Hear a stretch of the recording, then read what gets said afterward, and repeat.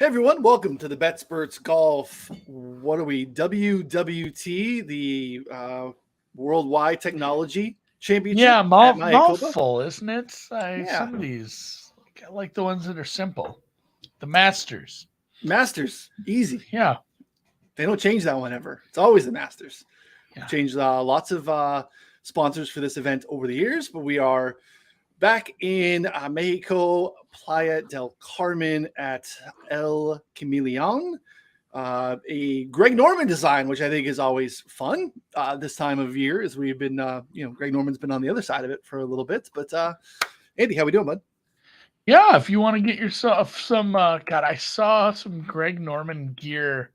I don't know if you're a Costco guy. I'm a Costco guy, very much so. I used to be a Costco guy, but yeah, they're selling shark stuff at Costco Yeah, now. like when you watch, I buy a lot of the clothes there too. It's like, hey, look, a nice, like they have skiing clothes they're always nice, like hoodies and sweatshirts and shit. I always throw it in the cart, but I'm like, oh, here's a whole bunch of fucking shark gear, and it was cheap too. I'm like, oh, weird. I wonder why, but yes, it is a shark design.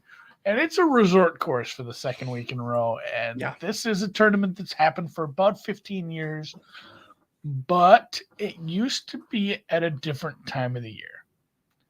So this was a spring tournament, and the weather is a little different in the tropics in the spring. So you had a little bit of a tougher play with the wind and the weather. And then since they have moved this to a swing season event, now it is like 20 unders kind of the norm. It's very similar kind of scoring, kind of a range of scoring that we'll be looking at as what we had last week. Like the winner's going to be around 20 or 20 to 20 under or better, I should say. So it's yeah, a shorter course. The par fours are going to be a little tough, but you're going to be able to score on the fives. You're going to be able to score on the threes. The putting is easy. The greens are pretty big. So again, and there's some bigger names here, along with Victor Hovland, who's won it twice in a row. Very comfortable here. Scottie Scheffler. It's a decent field. It's not great, but it's a lot better sure, than you so better see in than a lot of, probably your second best field of the swing season. yeah, And there's sure a better decent than purse last here, week. so that helps. Yeah. Oh, Last for sure better than last week. Although Yeah, I wish Seamus Power hadn't have showed up at all. Fucking Ben Griffin. I think I had Smotherman, I believe, had a tie for the second round lead. So of my four golfers, you're in the mix. I had the first round leader, the second round leader, and the third round leader. Did not have the fourth round leader. Does Which not pay out as well. Yeah, that's the important one. So, Ben Griffin, you'll be back. I wish you the best of luck, but I really hate your guts right now for having that stretch in the back nine. Just needed to play par golf. I believe he was like 23 under. The winning score was 19, I think. Par golf would have done. Tough. But that is the life we've chosen. It's almost like winning golf tournaments is hard. It is very, very difficult. It's very difficult to pick them out too. So, kind of looking at what's important this week. I don't know how much you've, built your models out or taken a look at stuff, but accuracy off the tee is going to help a little more than what we saw last year. You have these mangrove. It's like a swamp. So mangroves are like a plant that likes salty water. So you have these saltwater marshes and. Like, man, some of this stuff, if you're hitting it and spraying it, you're going to find like drops, penalty shots, unplayable lies. Like, there's some nastiness to be had if you're inaccurate off the tee. Yep. These are harder to hit fairways. But once you find that, the way the ball sits on this Paspalum, the way the ball sits on any of the grass here, it sits up a little. You're going to, these it's like letting these guys tee their second shots up half the time. So the guys who have super heavy control of their irons, have great distance control, spin control, are just going to get an even bigger boost. And they're going to be throwing goddamn darts. And then you have slow, easy to read greens. So that's how you're going to end up with the scoring here. And that's where it's hard to just say, like, accuracy off approach matters, and approach and ball striking, but it is just probably accuracy, approach, ball striking. I don't know where you landed. Yeah, anytime we think we see Victor at the top of the board too, we know No offense to Viktor. He's made great strides there, but typically around the green and the scrambling stuff ends up not mattering quite as much. And that's kind of played itself out here too, because they are big greens. And even though we don't have the shot link data, we don't have a great understanding of where most of the approach shots come from, because this place is so short and does kind of force you to either club down or make sure that you're really accurate off the tee. We do have some similarities as far as where guys are taking their approach shots from. And because you mentioned, like, the par threes are really short, like Muni short. The par fives are too, and like very, very scoreable. So this comes down to par four scoring for the most part here. Big greens, you mentioned the Paspalum stuff. They play slow. They play to, I don't know. I feel like it kind of mitigates anyone's putting advantage that you would have. It kind of would raise the floor for bad putters. And I think we've kind of seen that here historically with looking at leaderboards, guys that have fared pretty well here that aren't always necessarily above average putters. Now, again, if you're a good putter, that's going to play itself out, and we don't typically weigh that too much in most weeks. But yeah, you mentioned the mangrove stuff, like tough to hit, but these fairways, you have to hit them because it is positional golf where you got to be able to set yourself up for that second shot. Otherwise, there's not a lot of rough. It's not high. And you're, like you said, you're going to end up in the wonky mangrove stuff. You're going to end up in OB in dropping. And because scoring is so low, you are going to need to get around 20 here. You can't be losing shots to the field, especially going wayward off the tee. So some of that stuff matters. So yeah, I think wedge play is going to matter here because you're going to have a lot of guys with 150 less in on their approach. I do think the par four scoring is crucial, just because that is going to be where most of it's done. Because I think these guys, you look at a couple of like 130, 115 yard par threes. And these guys are with big greens. Yeah. Again, it's a coastal course, but it's coastal based off of like the location. It's not coastal from like the way it's going to play, if that makes sense. Yeah, not like last week where you've seen Correct. Like, oh, hey, we're on the ocean and the wind's whipping at 40 miles an hour. Yeah, here you're coastal, but it's jungle, Coastal jungle. I like that. It's a little bit different. So yeah, I think you got to be able to score. So weighing guys that are, giving themselves opportunities, birdies are better, leaning on par four scoring pretty heavily here too. So top of the board, you mentioned that it is a better field than obviously what we saw last week, which was kind of a joke. But 13 of the top 50, 24 of the top 75, kind of have a top tier of 6, at least according to the odds right now, with Scottie Scheffler, Viktor Hovland, as you mentioned, 2-time defending champ.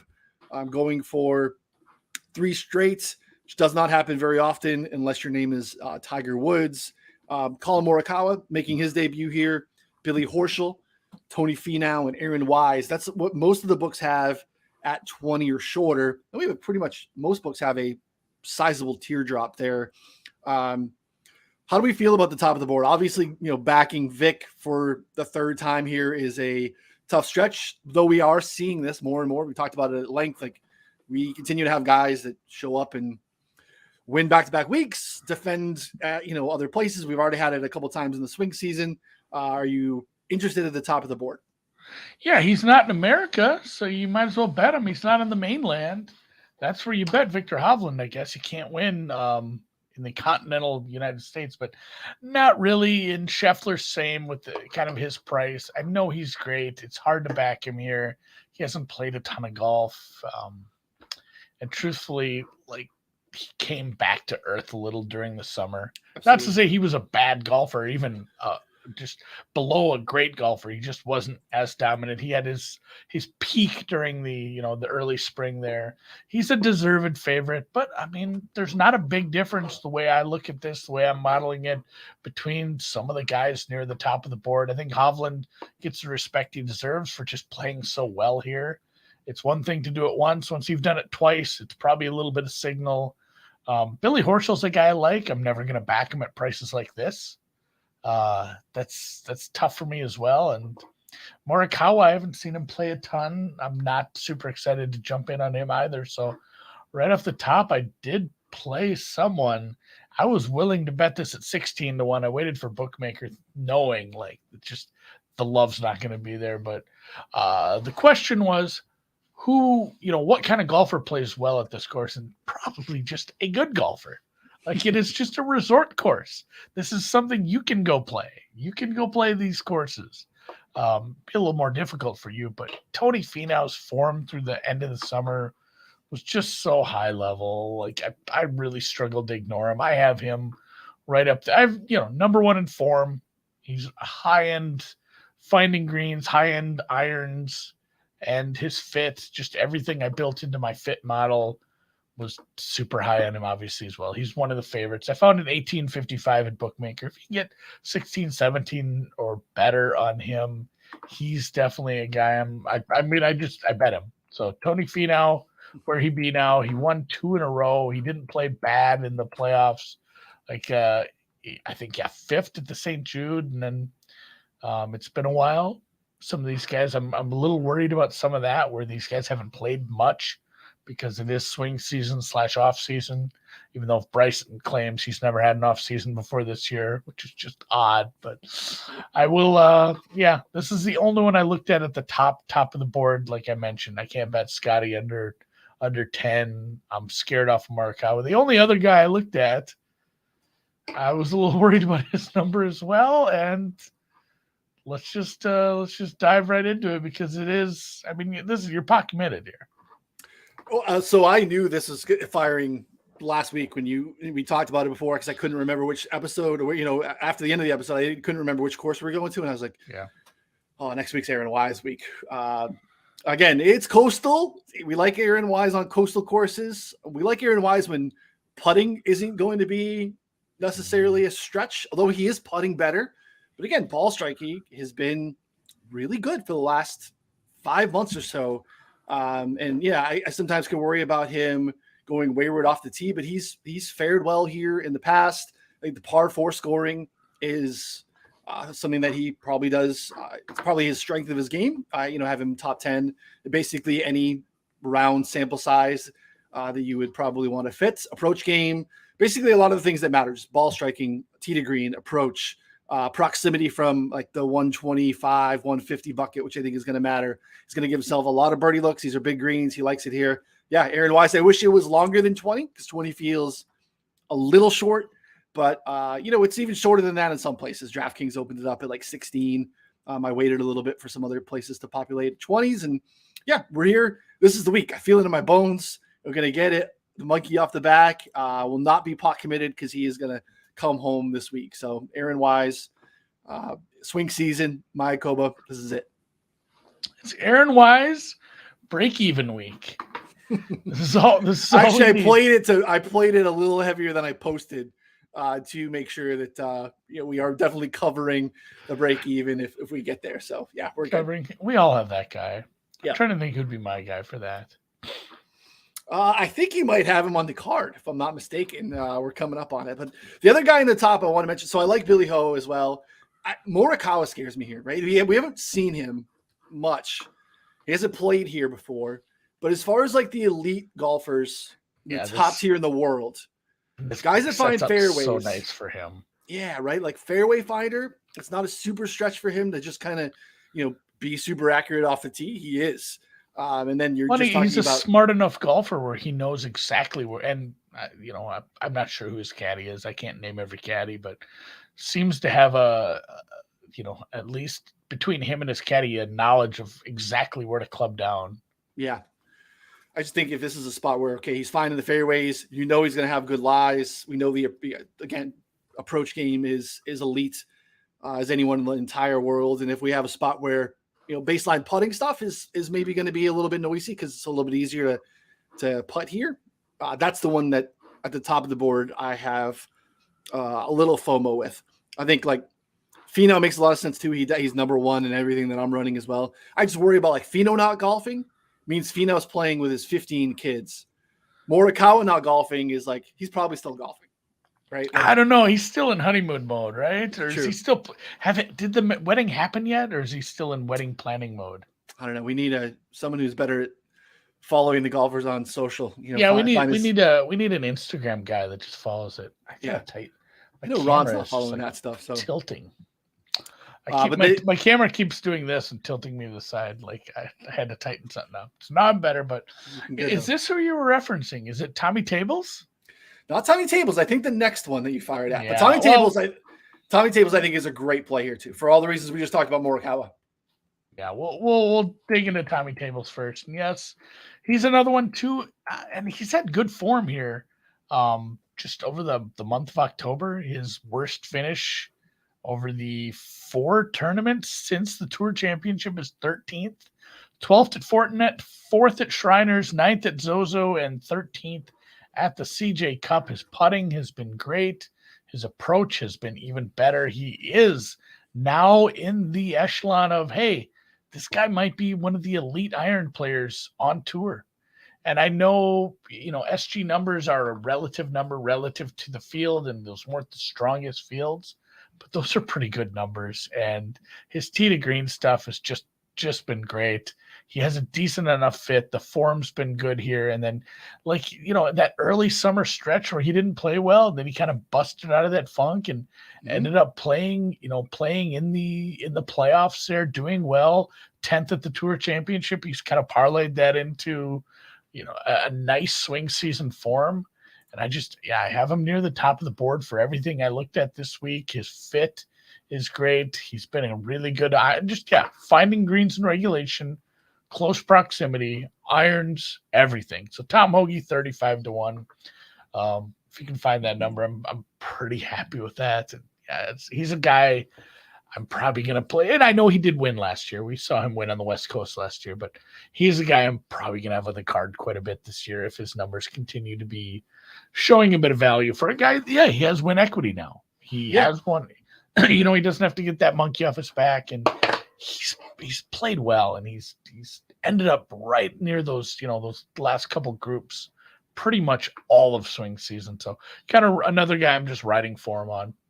He got home for me. I had him at Pebble against Spieth. He held Spieth off in that final round at, I believe, 66, which is a nice little hoagie. Yeah, I think it's a great number. If you look at everything else out there, most is 30, and some spots are even shorter. So 35 is, I think, a great number on hoagie too. That you mentioned the form. Yeah, strokes gains, approach stuff it's all relative, as you mentioned, to the field. But this has been going on for a little bit. So this isn't like a new thing with he's just kind of on a heater. No, he's been elite with his approach game for quite a while. The other guy that's also kind of been there too, fell off form-wise, has come back and has been playing really good golf and has played really well here.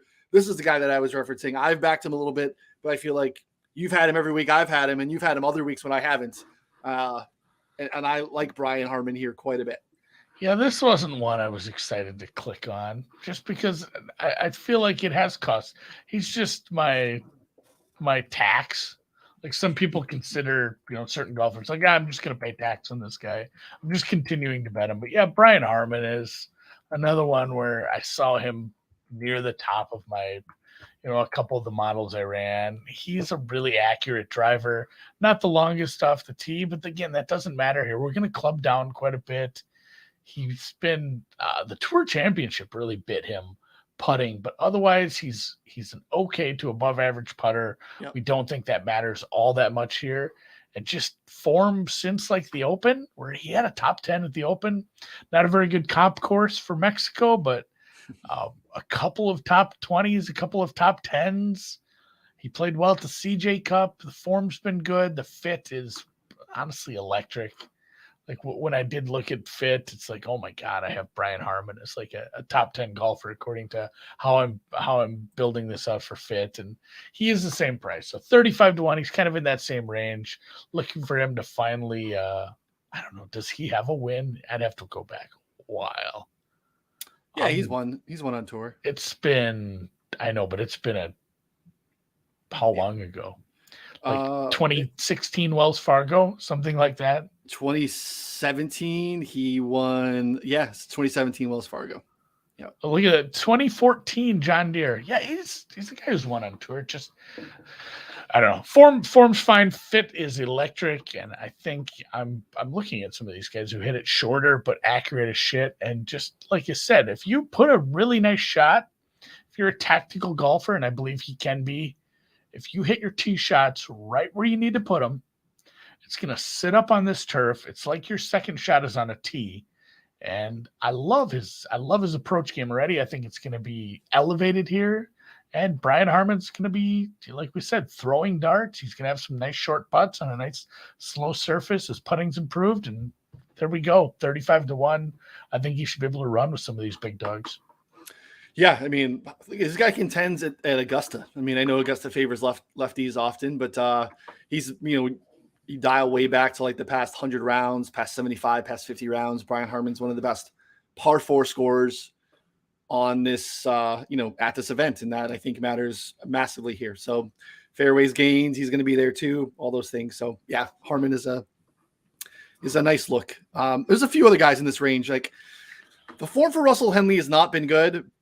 And 50 feels long on Henley because if you're running anything, like all the things we think matter here, Henley often pops into anything model wise. I mean, it's obviously putting is always what kind of throws a wrench into his stuff, but we kind of talked about it as well. Like that's what I think we are throwing out this week, where we've seen the Aaron Wises of the world kind of play better golf here. Henley is a guy that I was curious if he was going to be on your card, depending on how far back, but we get the Henleys and the Brendan Todds of the world that have fared pretty well here. So it is definitely this course brings everyone together. Like there is a lot of variety and these are harder to cap for sure. Yeah. And Henley was close. It's like, hey, course fit Henley top 15, like out of anyone here. He fits this course beautiful. Yeah. I ran some models on just approach, greens regulation, just people's proximity and how they can play their irons in optimal conditions. Russell Henley, top 10 guy. Form, short term, long term, middle term, every term, not as good. Like middle of the pack to maybe above average, but not good enough to bet him at this price. So Henley was left on the cutting room floor. I was close-ish on him, but yeah, it's not someone that made the card this week. I tried to horse him in there, just I couldn't do it at this price. That mid-tier is got a bunch of interesting guys. You took another shot there in this mid-range as well. A guy that is a good putter, but again, maybe this is a spot where like he can be the best putter of the week because he's good normally and he's having a nice little swing season. Yeah, I worry a little bit about his accuracy, but Taylor Montgomery, and especially I was willing to back this guy in the 30s. And then 28 on DraftKings. Yeah, this is one where, and again, sometimes you don't want to buck this where when bookmaker or a really, a heavily liquid market, like I believe right now, I don't know what you can bet, but like bookmaker on a Tuesday afternoon is taking to win $50,000. So there's some decent money that moves through that market. It's a decently liquid market when the best odds are at bookmaker. Sometimes not always the best sign, but I was kind of pot committed to playing this guy. I was going to play him. Accuracy, he gives up accuracy a little for distance, but in a shorter sample size, I think we can improve on that when he's hitting his three, when he's hitting some irons, because I think he can hit those just fine. So I don't think the accuracy off the tee is going to be a problem here. Where when he does club down, I think that's going to be fine. Yeah, his putting has been just carrying him. And he might be the guy who gains the most strokes in the green because he's an elite putter at this point in his career, and he's going somewhere where putting is going to be even easier. His approach drug him down a little at Shriners, but he's another one too where after jumping up to the tour for the swing season, he's 3rd, 9th, 15th, 13th. Form's been great through the fall, and he's someone that kind of I'm looking at to maybe win an event on tour. And if he does win an event on tour, it's going to be one of these where it's not, hey, I'm looking at him to win, at Memorial, at Augusta. Like I don't have him maybe that kind of breakthrough. I kind of have him in that Tom Hoge last year range where, hey, this is a guy that could probably win a lower event on tour, and Tom Hoge ended up getting it done. So Taylor Montgomery, bookmaker had him 47.50. I'm happy to grab that. And yeah, this was a bit of a reach. I didn't have him, modeled as highly in some of the other buckets I used, but I don't have the biggest sample size, and it's hard to extrapolate Korn Ferry stats. He's an old ass rookie, but he's a rookie, I guess. So I'm pumped to bet him this week. Think about the Korn Ferry guys too, is that in a spot like this where we know we need to get to 20 under, like if you're winning on the Korn Ferry tour, it's pretty much every week. You got to be able to get low, and at least that Montgomery can get low. That matters here. So and the Korn Ferry, like, I don't know, we see it year in, year out. These guys are coming in like ready to go. Like these aren't necessarily like, oh, you're coming from the Korn Ferry, and now you're in like the bottom tier. Like some of the best Corn Ferry guys are just sliding in to look at, Zal, Cam Youngs. Like these guys are just sliding in and they're just instantly in the mix. So there seems to be a couple every year, and maybe T-Mont is one of those guys. T-Mont, is that what we're calling? We're going T-Mont. All right, everything else is long. This is a guy I've bet literally a couple times. Yeah, not well. We'll end with him because I consider that a bomb. Although I was close on him as well, but sell me this pen on Andrew Putnam. I've bet him before. I didn't really look at him here. Just the recent form is really good, which was kind of surprising to me. If you look back, he missed a crap ton of cuts. Literally missed the cut for a couple of months straight there in the majority of last season. 3M when he was up by you, he kind of flipped it a little bit. Really accurate off the tee, but then T5 at the FedEx St. Jude, and then it's kind of kept going in the swing season. Making cuts every week. T12 at Shriners, T2 at Zozo, and another top 30 where the approach game has been really good. Where he's losing strokes, he's actually gaining strokes across the board so far in the swing season, except off the tee, and it's all distance related. His accuracy is plus to the field every week. So, we're going to ride a little bit of a hot putter. It is probably a little bit more like your T-Mont play than a typical ball striking play. It has been a little bit noisy, but he's fared pretty well here as well. And this is just a course where this is a dude where a lot of weeks he doesn't really get a chance to compete to actually win. And this is a spot where I think he can kind of show up. So we're riding some hot form. Hope the approach game kind of rolls over and then the hot putting continues. So 66 is a long number in relation to some other spots in the market too, where he's out there at like 40. DraftKings is 40, 45 on points bets, 45 on Caesars. So like it felt a little off market too first thing on Monday morning at Bet Rivers. So yeah, Putnam is not a typical guy to make the card, but again, this is a not so typical event where some of these guys do come into play. So recent form's good. Yeah, this is what we were alluding to. Last week you had him on the card. I said I almost played him this week, and we're kind of getting into bombs territory. I'll talk about some of the bombs I looked at. I may still add some. I have some money left. I didn't bet as much as I normally bet on outrights right now. So something maybe I'm looking at, and do it again. Give me the Adam Long treatment. 90 is bad. That's too long of a number. I do think, and you can hear it out. I'm excited to read Ron's quotes article on the site where he references, the players' quotes from coming off this course. I do think that this is a place where course history matters a little bit, or at least guys that are familiar and have had some success here. Again, we've seen it with Vic. He missed 2 cuts and then he won back-to-back. But once you get a feel for it, I think it's a place that you can kind of navigate a little bit more comfortably. Adam Long has played 3 times. He's got a second, a third, and 22nd last year. Form coming in this year is a lot better than it was last year when he finished 22nd. Again, back to him. He was kind of in the mix last week, never really got into, top of the leaderboard mix, but, hung around for a little while around the T20 mark or so.